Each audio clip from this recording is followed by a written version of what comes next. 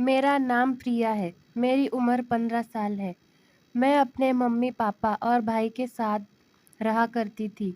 हम सब अपनी ज़िंदगी में खुशी-खुशी जी रहे थे। फिर ना जाने हमारे परिवार को किसकी नज़र लग गई और फिर एक ही झटके में सब कुछ बदल गया। इतने सालों पुराने ज़ख्म और भी दिल में ताज़ा है। अपने पापा और भाई को भुला नहीं पा रहे थे। मैं अक्सर रातों में उठकर अपने भाई और पापा के लिए रोया करती थी और उन्हें बहुत याद करती। आज भी कुछ ऐसे ही हुआ। ना जाने क्यों मेरी तबीयत अचानक से खराब हो रही थी और मेरे पेट में बहुत तेज़ दर्द हो रहा था और मुझे अपने भाई और पापा की बहुत याद आने लगी। क्योंकि वैसे भी मुझे मम्मी से ज़्यादा अपने पापा और भाई से प्यार था। क्योंकि भाई और पापा मुझसे बहुत प्यार करते थे और मम्मी मुझे थोड़ा बहुत डाँट भी दिया करती थी। मैं छोटी होने के कारण सबकी लाडली बेटी थी। मुझे अचानक से बहुत ही ज़्यादा घुटन महसूस होने लगी, तो मैं कुछ देर टहलने के लिए अपनी छत के ऊपर चली गई। बिना अपनी मम्मी को बताए मेरे मम्मी रात को 9 बजे तक सो जाया करती थी, तो मैं भी सो जाया करती थी। मुझे भी नींद आ जाया करती थी। हम टाइम से ही सोते थे। उस रात मैंने अचानक ही छत पर जाने का सोच लिया। मैं ऊपर चल ही रही थी और अपने पापा और भाई को याद कर रही थी। मैं अचानक छत से झाँकने लगी तो मुझे सुनसान रास्ता नज़र आने लगा। वैसे भी शहर की आबादी तो बहुत ज़्यादा होती है, तो किसी को एक दूसरे से मतलब भी नहीं होता। तो मैंने देखते ही देखते ऐसे ही नीचे झाँकने लगी तो मुझे अपने दरवाजे के बंद होने की आवाज़ आई और घर से निकलते हुए आदमी की परछाई भी नज़र आई, पर मैं ठीक से देख नहीं पाई और दरवाज़ा बंद करने की आवाज़ से मैं डर गई। इतना सुनते ही मैं एकदम से डर गई। सबसे पहला ख़्याल मेरे दिमाग में यही आया कि यह कोई चोर अंदर आ गया है, चोरी करने आया है। मैं एकदम से डर की वजह से छत का दरवाज़ा बंद करके नीचे की तरफ भागी। हमारी छत ऊपर तीसरी मंजिल पर थी। मैं नीचे की तरफ बहुत तेज़ी से गई थी। 2 मिनट के अंदर ही मैं नीचे पहुंच गई थी और मैं नीचे जाकर अपने सारे कमरों में जाकर देखने लगी और मैंने अपनी मम्मी को आवाज़ दी। मम्मी पहली ही आवाज़ पर उठकर बैठ गई और पूछने लगी, क्या हुआ प्रिया? तूने कोई भूत देख लिया है? तेरी सांस क्यों फूली हुई है? क्या हुआ है तुझे? कहाँ से आई है तू? इतना भाग कर तेरी सांस क्यों फूली हुई है? फिर मैंने उनके पास बैठकर उन्हें बताने लगी। क्योंकि मेरे पेट में दर्द था, मैं ऊपर टहलने के लिए गई थी। फिर अचानक से मेरे दरवाजे पर नज़र पड़ी। कोई हमारे दरवाजे से आदमी निकल कर गया था। मुझे पक्का यकीन है कि वह कोई चोर था। आप सारा सामान चेक करें, कोई सामान तो चोरी नहीं हुआ। हमारे पास तो थोड़े बहुत ज्वेलरी भी है। मेरी बात सुनकर मम्मी ज़ोर-ज़ोर से हंसने लगी और मैं उन्हें हैरानी से देखने लगी, क्योंकि मैंने तो ऐसा कोई जोक नहीं मारा था, जिसके ऊपर वह इतना हंस रही थी। वह कहने लगी, पागल, वो तो तेरे पापा की आत्मा थी।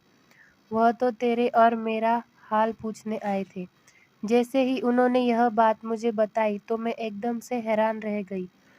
ऐसा कैसे हो सकता है, मरने के बाद इंसान की आत्मा वापस आ जाए? मैंने मम्मी से कहा, ऐसा नहीं हो सकता, आप मुझसे मजाक कर रही है। वह मेरी बात सुनकर सिर हिलाने लगी और कहने लगी, आज पूर्णिमा की रात है और आज के दिन जो हमें छोड़कर चले जाते हैं, उनकी आत्मा अपने घर घूमने आती है। अमावस्या की रात और पूर्णिमा की रात में अक्सर आती ही रहती है। मम्मी की बात सुनकर मैं हैरान रह गई, क्योंकि वैसे तो यह बात मैंने भी सुनी थी कि पूर्णिमा और अमावस्या को आत्माएं अपने घर आती है। पता नहीं क्यों एकदम से मेरी आंखों से आंसू आने लगे और मैं अपनी मम्मी से कहने लगी, मम्मी, मुझे भी पापा और भाई की आत्मा से मिलना है। मेरी यह बात सुनकर मम्मी मुस्कुराने लगी और कहने लगी, ठीक है प्रिया, मैं तुम्हें मिलवा दूंगी। जब अगली बार तुम्हारे पापा की आत्मा आएगी, तुम उनसे मिल लेना। मम्मी की यह बात सुनकर मैं खुश हो गई। अब मुझे पता चल चुका था कि जो हमारे घर से गया था, वह कोई और नहीं पापा की आत्मा थी। फिर अचानक से मेरे दिल में ख्याल आया, अगर वह पापा की आत्मा थी, तो वह दरवाजे से क्यों गई? उन्हें तो गायब हो जाना चाहिए था। आत्माएँ तो कहीं से भी आ जा सकती है। इस सवाल ने मुझे थोड़ा डरा दिया था, लेकिन फिर मैंने सोचा कि सवाल का जवाब मैं मम्मी से ले लूँगी। मैं तो वैसे भी खुशी से झूम रही थी कि मुझे पापा और भाई से मिलने को मिलेगा, और भगवान से प्रार्थना कर रही थी कि भगवान मुझे जल्दी से अपने पापा और भाई की आत्मा से मिलवा दो। मैं उनसे बात करना चाहती हूँ। और यही सोचते-सोचते खुशी के मारे मैं कब सो गई मुझे पता ही नहीं चला। अगले दिन मैं उठी और मैंने अपने लिए और मम्मी के लिए खाना बनाया, और खाना खाते हुए मम्मी से सवाल करने लगी। मम्मी बताने लगी कि यह आत्माएँ शमशान घाट में रहती है और मिलने के बाद शमशान घाट वापस चली जाती है। मैं उनकी बातें खुशी से ध्यान लगाकर सुन रही थी। फिर मम्मी ने कहा, मुझे बाजार से थोड़ा सामान लाकर दो। उन्होंने मुझे सामान की लिस्ट बनाकर दी और पैसे दिए और कहा, जाओ बाजार से जाकर लेकर आओ। फिर जब मैं सामान लेकर वापस आ रही थी, तो मेरी नज़र अपने एक दोस्त पर पड़ी। उसे देखते ही मेरी आंखें नम हो गई, क्योंकि कविता मेरी बहुत अच्छी दोस्त थी। 1 साल पहले ही वह यहाँ से दूर शहर रहने चली गई थी। उससे मेरा कोई मिलना-जुलना नहीं होता था। मैं उसे देखकर वहीं खड़ी की खड़ी रह गई, क्योंकि मैं उसे पूरे 1 साल बाद देख रही थी, और मैं भागकर उसके गले लग गई। वह भी कहने लगी, मैं तुम्हें ही ढूँढ रही थी, और कहने लगी, तुम कैसी हो? चलो मेरे घर चलो। प्रिया, उसके ज़्यादा कहने के बाद मैं उसके साथ उसके घर चली गई, और हमने जाकर बातें शुरू कर दी। मैंने उसे अपने पापा और भाई के मरने के बारे में बताया। यह सुनकर वह कहने लगी, तुम्हें मैं एक बात कहूँ, मेरा विश्वास करोगी? मैंने कहा, हाँ, क्यों नहीं? तुम तो मेरी सबसे अच्छी फ्रेंड हो, मैं तुम्हारा विश्वास क्यों नहीं करूँगी? फिर वह बताने लगी, तुम्हारे पापा और भाई की कोई एक्सीडेंट में मौत नहीं हुई है, उन्हें मारा गया है। और मेरे पापा भी यह बात जानते हैं। जब उस दिन हम गाँव छोड़कर जा रहे थे, हमने वह सब अपनी आँखों से होते हुए देखा था।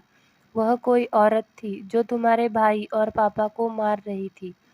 मेरे पापा तो उस औरत के पीछे भी भागे थे, लेकिन उस औरत ने अपना चेहरा नकाब से ढका हुआ था। इतने में पुलिस आ गई और वह औरत भी हाथ नहीं आ सकी। पापा ने उन्हें इस मामले की जांच करने को कहा, और तुम्हारे पापा और भाई को तुम्हारे घर भिजवाया, क्योंकि पुलिस अंकल मेरे पापा के दोस्त थे। कविता की बात सुनकर मैं तो एकदम से दंग रह गई थी। मैं सोच रही थी, कोई औरत मेरे पापा और भाई को क्यों मारेगी? मैं यही सोचते-सोचते अपने घर आ गई, और घर आते ही अपनी मम्मी से बताने लगी। मेरी बातें सुनकर मम्मी अपने माथे पर आया पसीना साफ कर रही थी। पता नहीं क्यों उन्हें इतना पसीना आ रहा था, और फिर अचानक से रोने लगी और कहने लगी, हे भगवान, जिसने भी मेरे बच्चे और मेरे पति को मारा है, उसको कभी माफ़ मत करना। पर मुझे अपनी तबीयत भी खराब लग रही थी। मैंने दवाई ली और जल्दी से सो गई। अगले कुछ दिन बाद फिर से मैं बाजार गई। फिर से उस दिन मुझे अपनी दूसरी फ्रेंड सविता मिल गई।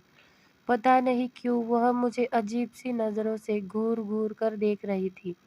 मैं उसके पास गई और उससे पूछने लगी, क्या हुआ है तुम्हें? तुम मुझे इस तरह क्यों देख रही हो? और वह मुझसे छुट्टे ही कहने लगी कि तुम्हारे घर कौन आता-जाता है? मैंने उससे कहा, मेरे घर तो कोई आता-जाता नहीं है। तुम मुझसे यह सवाल क्यों कर रही हो? वह मेरी बात सुनकर हँसने लगी और कहने लगी, अच्छा, तो तुम अपनी माँ को अभी अच्छी तरह से जानती नहीं हो। मैंने उससे कहा, मुझे तो कुछ भी समझ नहीं आ रहा है। तुम क्या कर रही हो? फिर वह कहने लगी, तुम रात को 2 या 3 के आसपास अपनी माँ के कमरे में जाना और वहाँ जाकर देखना, तुम्हें सब पता चल जाएगा। इतना कहकर वह मुझसे अपनी दोस्ती खत्म करके चली गई। मैं तो उसकी बातों से चौंक कर वहीं खड़ी रह गई थी। मेरी तो उससे अच्छी दोस्ती हुआ करती थी, फिर उसने अचानक से ऐसी बात करना क्यों शुरू कर दिया था? वो सोचते सोचते फिर से घर आई और घर आते ही मैंने देखा मेरी मम्मी मुझे देखकर हड़बड़ाकर अपने हाथ में कोई चीज़ पीछे छुपा रही है। मैंने अपनी मम्मी से पूछा, मम्मी क्या हुआ, आप क्या छुपा रही है? मम्मी ने कहा, कुछ नहीं, और इतना कहकर मम्मी अपने कमरे में जल्दी से चली गई। फिर मेरी नज़र वहाँ पर गई जहाँ मम्मी थी। वहाँ कोई कागज़ पड़ा हुआ था और मम्मी के हाथ से शायद जल्दी-जल्दी में गिर गया था। मैं उसके पास गई और मैंने जाकर उठाया। जैसे ही मैंने वह खोलकर देखा तो उसमें लिखा हुआ था कि मैं रात को 2 बजे आऊँगा तुमसे मिलने। बस उसने इतना ही लिखा हुआ था। भेजने वाले का कोई नाम पता नहीं लिखा था। मैं यह देखकर हैरान हो गई और सोचने लगी, कौन है जो रात को मम्मी से मिलने आएगा। फिर अचानक से मुझे अपनी फ्रेंड सविता की बात याद आ गई। उसने कहा था, अपनी मम्मी के कमरे में 2 या 3 के आसपास जाकर देखना, तुम्हें सब पता चल जाएगा। मैं सविता की बात सोच-सोच कर और ज़्यादा सोच में पड़ गई और सोचने लगी, यह कौन है? मैं यह बात मम्मी से पूछती तो मम्मी भी मुझे कोई सच तो बताती नहीं। मैं अपने कमरे में चली गई और यह सोचने लगी कि आज रात को मैं सोऊंगी नहीं। आज रात मैं मम्मी के कमरे में 2 बजे जाऊंगी और पता लगाऊंगी। मेरा दिल ज़ोर-ज़ोर से धड़कने लगा, लेकिन मुझे नींद 12 बजे ही आनी चालू हो गई थी, क्योंकि मैं कभी इतना लेट तक नहीं जागी थी और मैं ना चाहते हुए भी कब सो गई, मुझे पता भी नहीं चला। मेरी आँख सुबह 7 बजे खुली और मुझे बहुत अफ़सोस हुआ कि काश मैं ना सोती, मैं जाग लेती, कम से कम मैं पता तो लगा पाती। खैर कोई बात नहीं, फिर मैंने सोचा कि आज रात तो मैं पक्का जागूंगी, आज सोऊंगी नहीं। फिर मैं अपने कमरे से निकली और मम्मी के कमरे में गई। मैंने वहां जाकर देखा, मम्मी गहरी नींद में सो रही है और टेबल पर एक लिफाफा पड़ा हुआ था और वह पर फूल भी रखे हुए थे। मैंने उसे देखते ही वह लिफाफा उठाया तो मैं उस लिफाफे को उठाकर एकदम से चौंक गई, क्योंकि उसमें बहुत सारे पैसे थे। मैं तो यह देखकर हैरान ही रह गई, इतने पैसे मम्मी के पास आए कहाँ से? लेकिन इस बात का जवाब तो तभी मिलता जब मम्मी उठती। मम्मी उठी तो मैंने उनसे पूछने लगी कि मम्मी, यह पैसे कहाँ से आए हैं आपके पास? वह कहने लगी, रात को तुम्हारे ताऊजी के बेटे, तुम्हारे बड़े भाई आए थे, वही यह पैसे देकर गए हैं। लेकिन पता नहीं क्यों मम्मी ने यह बात बोलते हुए उनकी नज़रें नीचे झुकी हुई थी। मैं मुस्कुराने लगी और कहने लगी, अच्छा तो रात को भाई आए थे। फिर मेरा शक खत्म हो गया और मुझे यकीन हो गया, अब मुझे कोई टेंशन नहीं था। इस तरह हमारे दिन गुजरते गए। फिर अचानक से मेरी मम्मी बीमार रहने लगी और कहने लगी, बेटा प्रिया, मैंने तुम्हें पढ़ाया लिखाया है, तुम कहीं पर नर्स की जॉब कर लो, जो तुम्हें पैसे मिलेंगे उससे हमारा घर चल जाएगा। मम्मी की यह बात सुनकर मैंने मम्मी से कहा, मम्मी मैं तो अभी थोड़ी सी ही पढ़ाई की है, मुझे इतनी सी पढ़ाई के बाद कौन नर्स की जॉब देगा? मेरी बात सुनकर मम्मी कहने लगी, बेटा तू फिक्र ना कर, यहाँ पर जो अस्पताल खुल रहा है उसमें मेरी एक दोस्त आ रही है, मैं उससे सिफारिश लगवा कर तुझे नौकरी दिलवा दूंगी। मम्मी की बात सुनकर मैंने हाँ में सर हिला दिया। वैसे भी मैं घर में पड़ी-पड़ी बोर होती रहती थी, तो मेरा टाइम भी कट जाता और हमारा घर खर्च भी निकल जाएगा। देखते ही देखते 3 महीने बीत गए और वह अस्पताल भी खुल गया। वह अस्पताल काफ़ी बड़ा था और मम्मी की सिफ़ारिश से मुझे नौकरी भी मिल गई थी। आज मेरा जाने का पहला दिन था और मैं बहुत खुश थी क्योंकि मैं गाँव के अस्पताल में ही नर्स की नौकरी के लिए सिलेक्ट हो चुकी थी। उसके पीछे मेरी मम्मी का ही हाथ था, नहीं तो मैं कहाँ नर्स बनने के लायक थी। मैं अच्छे से तैयार हुई और मैंने ब्लैक कलर का सूट डाला। मैं तैयार होकर जाने लगी और मम्मी से मिलने लगी। मेरी मम्मी बिस्तर पर लेटी हुई थी। उनके बस का चलना-फिरना नहीं था। वह ज़्यादा ही बीमार रहने लगी थी और उनके इलाज के लायक हमारे पास पैसे भी नहीं थे कि हम उनका इलाज करा सकें। मैंने तो बहुत जगह जाकर कई अस्पतालों में बात भी की थी। डॉक्टरों के आगे भीख भी माँगी थी कि मेरी माँ का इलाज कर दो, मैं तुम्हारा सारा पैसा लौटा दूँगी। लेकिन किसी भी डॉक्टर ने मेरी मदद नहीं की। उन्हें तो हर हाल में फ़ीस और इलाज के लिए पैसे पहले चाहिए थे। उनका मकसद गरीब लोगों की मदद करना नहीं था, बस उनको तो किसी भी हाल में पैसा ही चाहिए था।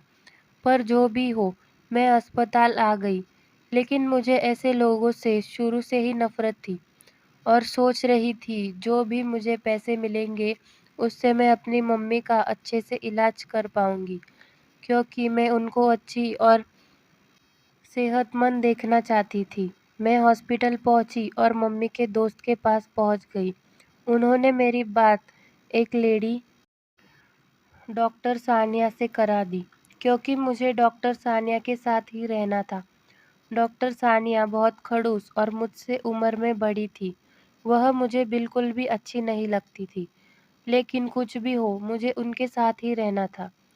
आज के ही दिन हॉस्पिटल खुला था, तो और भी नर्सेस आई थी। कुछ मिलाकर हम 12 नर्स हो गई थी। हम मिलकर यहाँ सब काम करने लगे। हमारी पहली बारी थी, तो हमें बहुत ही कम पैसे देने को कहा। हमें 2000 देने के लिए कहा गया था। हमें यहाँ काम करते-करते 2 महीने हो चुके थे, लेकिन हमारे पैसे नहीं बढ़ाए गए। अब तो मुझे गुस्सा भी आने लगा था। इन पैसों में तो सिर्फ बिजली का बिल और दूध का बिल ही हो पाता था। इतने कम पैसे में तो हमारा गुजारा नहीं हो रहा था। मैं अपनी मम्मी का इलाज कैसे कराती? मम्मी को बीपी और शुगर और हार्ट की बीमारी थी, मगर हमारे पास पैसे ना होने की वजह से उनका इलाज नहीं हो पाया। तो अब इसलिए उनकी और ज़्यादा तबीयत खराब हो रही थी और यह अस्पताल नया खुला था, तो यहाँ पर मरीज़ भी बहुत कम आते थे। यहाँ एक मेल डॉक्टर भी बैठा करते थे। मेरी ड्यूटी का टाइम दोपहर 10 से शाम 7 बजे तक का था और मुझे उसमें ब्रेक भी मिलता था 1 घंटे का, और उस टाइम मेरा ब्रेक का टाइम हो रहा था। मैंने अपनी 2 फ्रेंड्स भी बना ली थी। एक का नाम काजल था और एक का नाम कोमल था। हम तीनों कैंटीन में बैठे हुए थे। काजल बहुत परेशान नज़र आ रही थी और कह रही थी, मुझे कुछ पैसों की बहुत ज़्यादा ज़रूरत है। उसकी परेशानी सुनकर मैं और कोमल परेशान हो गए। तो मैंने काजल से कहा, चलो हम डॉक्टर सविता से सैलरी बढ़ाने की बात करते हैं। फिर हम तीनों मिलकर सविता मैम के पास गए और उनसे सैलरी बढ़ाने की बात करने लगे। हमारी बात सुनते ही ना जाने क्यों उन्हें बहुत गुस्सा आ गया और कहने लगी, 6 महीने तक किसी की सैलरी नहीं बढ़ेगी। सविता मैम बहुत सख्त दिल की थी। अगले दिन काजल कहने लगी, मेरे पास एक आइडिया है। उससे हम कुछ पैसे कमा सकते हैं। लेकिन जो प्लान काजल ने बताया था वह ठीक तो नहीं था, लेकिन उसके अलावा हमारे पास और कोई रास्ता भी नहीं था। फिर हाफ डे ख़त्म हो गया और हम सब अपने अपने काम पर लौट गए। मैं गायनिक के बोर्ड में भी। यह अस्पताल बहुत बड़ा था और बिल्डिंग बहुत पुरानी थी। डॉक्टर्स बहुत कम थे, लेकिन कुछ भी हो, डॉक्टर सविता के पास एक औरत आई। उसका पेट बहुत बड़ा था। ऐसा लग रहा था देखकर जैसे वह पूरे 9 महीने पेट से हो। वो टेबल पर बैठी करा रही थी। डॉक्टर सविता ने उसे बेड पर लेटा दिया और पर्दा आगे कर लिया। मैंने उन दोनों को देख नहीं सकती थी, लेकिन जब 10 मिनट बाद डॉक्टर सविता ने पर्दा हटाया तो मेरी आंखें फटी की फटी रह गई, क्योंकि अब उस औरत का पेट पतला हो चुका था। यूँ लग रहा था कि यह पेट से ही नहीं है। मैं तो यह देखकर हैरान रह गई। उससे कोई बच्चा तो नहीं हुआ था, फिर भी उसका पेट इतना अंदर कैसे हो गया? फिर वह दोनों बाहर चली गई और मैं उस बेड के पास आई। चारों तरफ अच्छी तरह से देखा, लेकिन वहाँ कुछ नहीं मिला जिससे यह साबित हो सके कि उसने कोई बच्चे को जन्म दिया है। यह आखिर कैसा राज था जो मैं समझ नहीं पा रही थी। आज मैं, कोमल और काजल चुपके से पूरे हॉस्पिटल में फैल गए। मैं डॉक्टर सचिन के कमरे में आ गई और वह भी अपने कमरे में नहीं थे। बिना आवाज़ किए उनका ड्रॉ खोला और दवाइयों की डिब्बी उठाए और चुपके से निकल गई।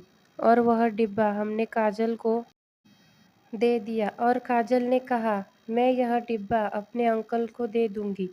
मेरे अंकल का मेडिकल है और इनके बदले उनसे पैसे ले लूँगी और उन पैसों को आधा-आधा बाँट लेंगे।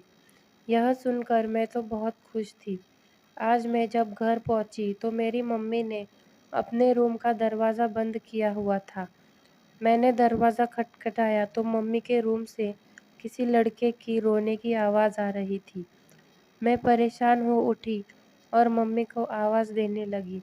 फिर मम्मी ने दरवाज़ा खोला तो अंदर से मम्मी निकल कर आई तो मुझे तो वहाँ कोई लड़की दिखाई नहीं दी। मैंने हैरत से मम्मी से पूछा कि मुझे अभी किसी लड़की के रोने की आवाज़ आ रही थी। वह लड़की कौन थी? यह सुनकर मम्मी कहने लगी, वह एक बड़ी हुई लड़की थी, जो भी भटक कर यहाँ आ गई थी। अब वह वापस चली गई है। मम्मी की बात सुनकर मैं एक बार फिर परेशान हो उठी।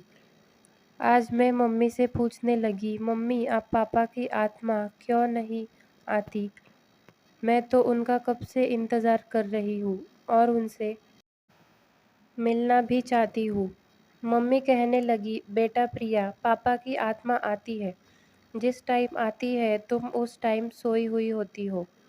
अब की बार वह आएंगे तो मैं तुम्हें उठा दूंगी। मम्मी हर बार ऐसे ही कहा करती थी। इस बार मैंने उनकी बात मान ली। फिर मैं अगले दिन हॉस्पिटल गई और सविता मैम के कमरे में गई और वहाँ से एक लड़की निकल रही थी। उस लड़की को देखकर ऐसा लग रहा था कि जैसे वह लड़की 8 महीने गर्भवती हो। लेकिन जब वह लड़की कमरे में गई तो उसका पेट बड़ा हुआ नहीं था। मेरा तो दिमाग ही गुम गया। मुझे तो उस हॉस्पिटल में सब कुछ अजीब ही लगता था। जहाँ देखो बहुत अजीब हो रहा होता। कभी कहीं से चीखों की आवाज़ आ रही होती तो कभी कहीं से कुछ हो रहा होता। जब मैंने यह बात काजल और कोमल को बताई तो वह दोनों कहने लगी कि हमने भी ऐसा कई बार होते हुए देखा है, पर हमें इन सब से कोई लेना देना नहीं था। हमें तो सिर्फ अपने काम और पैसों से मतलब था। 1 महीना हो चुका था। हम दवाइयों की चोरी करके काजल को दे दिया करते थे। वह दवाइयाँ अपने अंकल को बेचकर और हम दोनों को पैसे दे दिया करती थी। ऐसा करते करते हमारे पास काफ़ी पैसे जमा हो चुके थे और अस्पताल वालों को पता भी नहीं चल रहा था कि अस्पताल से दवाइयाँ भी गायब हो रही है। मैंने इन पैसों के बारे में मम्मी को नहीं बताया था अभी तक और मैंने मम्मी का इलाज भी शुरू कर दिया था। आज रात को मैं सो नहीं रही थी। आज मैंने हर हाल में फैसला कर लिया था कि आज रात में पापा की आत्मा से मिलकर ही रहूंगी।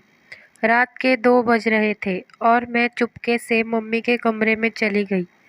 आज उनके कमरे का दरवाज़ा लॉक नहीं था और उनके साथ एक आदमी बैठा हुआ था। उस आदमी को देखते ही मैं समझ गई कि पक्का पापा की आत्मा होगी और मैंने उनसे तेज आवाज में कहा, पापा। मेरी आवाज सुनकर मम्मी न जाने क्यों डर गई। उन्होंने तुरंत ही पापा को चद्दर उड़ा दी। उनका चेहरा नजर नहीं आ रहा था। मैंने उनसे पूछा कि मम्मी आपने ऐसा क्यों किया। मम्मी ने कहा, प्रिया तुम अपने कमरे में जाओ। तुम्हारे पापा की आत्मा सिर्फ एक वक्त में एक ही इंसान से बात कर सकती है। अगर तुमने उन्हें देख लिया तो वह फिर कभी नहीं आएंगे। मम्मी की यह बात सुनकर मैं डर गई और फौरन कमरे में बाहर आ गई, क्योंकि मैं अपने पापा से एक बार मिलना चाहती थी। शायद उसके लिए अभी मुझे और इंतज़ार करना था। एक बार फिर मैं अपने पापा से ना मिल सकी। मैं अपने पापा से पूछना चाहती थी कि उनको और भाई को किस औरत ने मारा था। यह सोचते सोचते सुबह हो गई और मैं तैयार होकर हॉस्पिटल के लिए चली गई और एक फैमिली डॉक्टर के कमरे में चली गई और वहाँ से दवाइयाँ ली और काजल को दे दी। यह काम हम तीनों मिलकर कर रहे थे और इससे हमें अच्छे खासे पैसे मिल जाते थे।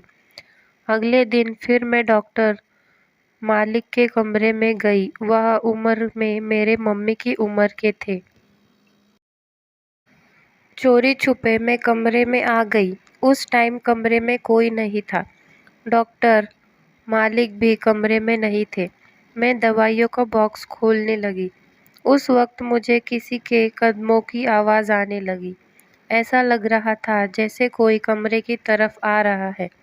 मैं जल्दी से टेबल के नीचे छुप गई। उस कमरे में दो बड़े बड़े टेबल पड़े हुए थे। फिर डॉक्टर मालिक कमरे में आए और कुर्सी पर बैठ गए। इतने में ही अचानक से उनके फ़ोन की घंटी बजने लगी और वह फ़ोन पर बात करने लगे और वह किसी से कह रहे थे, यह सारी बहुत ज़्यादा खूबसूरत है। इन्हें बहुत जल्द ही ठिकाने तक पहुंचा दिया जाएगा, इसलिए तो अस्पताल बनाया है। यह कहकर उसने फ़ोन बंद कर दिया।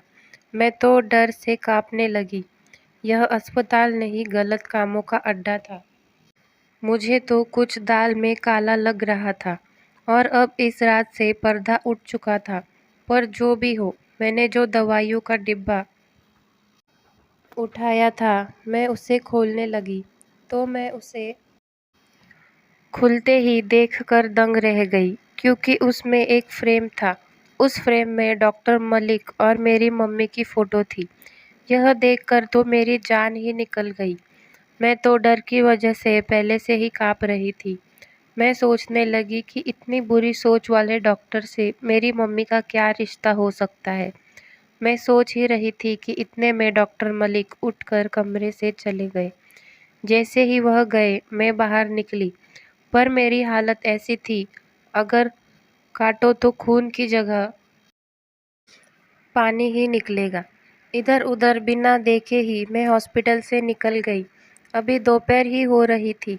मैं जा ही रही थी कि मुझे रास्ते में मेरी बुआ मिल गई और उन्होंने मुझे रास्ते में रोक लिया और मेरा हाल पूछने लगी। मैंने उनका हाल पूछा तो वह कहने लगी, मैं जल्द ही मरने वाली हूँ। मैंने बहुत से पाप किए हैं। वह मुझसे गले से लगकर रोने लगी और मुझे अपने घर ले गई। फिर उन्होंने सच्चाई बताना शुरू की और मैं रोने लगी। फूट फूट कर रो रही थी। बुआ को लेकर पुलिस स्टेशन गई और मैं वहाँ से बुआ के साथ बुआ के घर ही आ गई थी। मैं अपने मम्मी के पास नहीं गई थी। फिर बुआ ने मेरी बात सुनने के बाद उन 12 लड़कियों को अपने घर बुलाने को कहा, जो हमें सबूत मिल सके। हमने सारे सबूत पुलिस को दे दिए और हम सब बच गए थे। अगले दिन जब मैं अपने घर गई तो घर पहुंचते ही मम्मी मुझसे पूछने लगी कि कहाँ गई थी तुम? कहाँ थी कल से? मैंने उनकी तरफ देखा तो उनके चेहरे पर बिल्कुल भी परेशानी नहीं थी और मैंने उनसे कहा, आपको आपकी असली जगह लेकर जाऊंगी। आप बेफिक्र हो जाए। आपका खेल खत्म। यह सुनकर दंग रह गई। घबरा कर कहने लगी, क्या मतलब है प्रिया तेरा? तू क्या बोल रही है और क्या बकवास कर रही है? और इतने में ही पुलिस घर में आ गई और उन्होंने मम्मी को घेर लिया। अस्पताल वाले तो पहले ही पकड़े जा चुके थे। मुझे अंदाजा भी नहीं था कि पुलिस मेरी बातों पर इतना जल्दी एक्शन ले लेगी। वह तो भला हो बुआ का, जो मुझे रास्ते में मिल गई थी। उनका दिमाग इन मामलों में बहुत तेज चलता था। मुझे बुआ अपने साथ अपने घर लेकर चली गई और मेरी मम्मी की सारी सच्चाई मुझे बुआ ने ही बताई थी। सच्चाई ये थी कि मैं मम्मी की सगी बेटी नहीं थी। मम्मी बुरे काम किया करती थी और उनके गैर मर्दों के साथ नाजायज़ रिश्ते थे। वह यह सब करती थी और उस दिन जो मैंने पैसे टेबल पर देखे थे, वह पैसे उन्हीं आदमी ने दिए थे जिसे उन्होंने ही बुलाया था। उनके डॉक्टर मलिक नकली डॉक्टर बनकर रहते थे। अस्पताल में आई और लड़कियों पर नज़र रखने लगी और डॉक्टर सविता और मम्मी ने मिलकर प्लान बनाया कि खूबसूरत लड़की को बेचा जाएगा। उसके बाद वह अमीर होकर दूसरे देश चले जाएंगे। उन्होंने खुद भी मुझे और भाई को अस्पताल से चोरी किया था क्योंकि वह मां नहीं बन सकती थी। वह हमसे इसलिए प्यार नहीं करती थी, बस पापा अच्छे इंसान थे। पापा ने हमें बड़े ही प्यार से पाला था। मम्मी ने हमारे साथ बहुत गलत किया था। हमें हमारे असली माँ बाप से अलग कर दिया था। जब मेरे पापा को मम्मी की गलत इरादे पता चल गए थे तो उन्होंने गलत काम करने से रोका था। इसलिए मेरी मम्मी ने पापा और मेरे भाई को मार दिया था।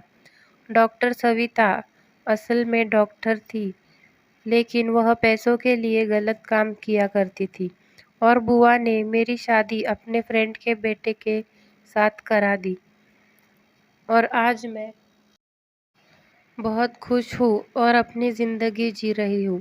तो धन्यवाद दोस्तों।